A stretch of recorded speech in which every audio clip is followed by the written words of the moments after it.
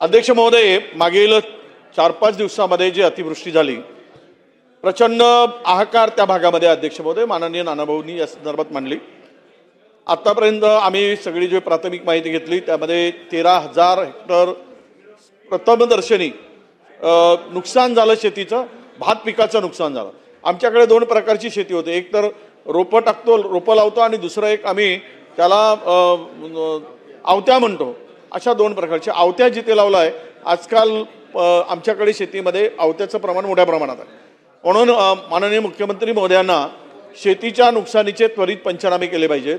आता माहिती आली की जवळपास आमच्याकडे 556 घरं ही पडलेली आहे, आणि त्यामुळे मोठ्या प्रमाणामध्ये घरांचंही नुकसान झालेलं आहे।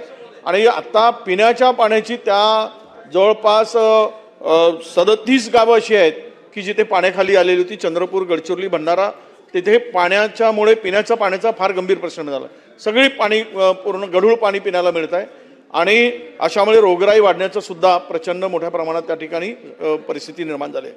मला एवढीच विनंती करायची आहे आपल्या माध्यमातून की तातडीनं हे सगळे पंचनामे करावेत, आणि जे गावं पाण्याखाली आलीत, घरं पडलीत, घरात शेतात पाणी, आपल्या घरामध्ये पाणी गेलं आहे, त्याला तातडीनं त्यांना जे काही खावटी आपण म्हणतो ती मंजूर करून घ्यावी आणि ती मदत करावी। आणि तिसरा शेवटचा महत्त्वाचा विषय असा आहे की उन्हाळी धानामध्ये आपण ऑनलाईन अर्ज केला, पण ते पूर्ण खरेदी झाली नाही। ती धान शेतकऱ्यांच्या घरात मोठ्या प्रमाणात अजूनही साठवलेलं आहे। आपण सगळी पंचनामे केले तर आपल्या लक्षात येईल।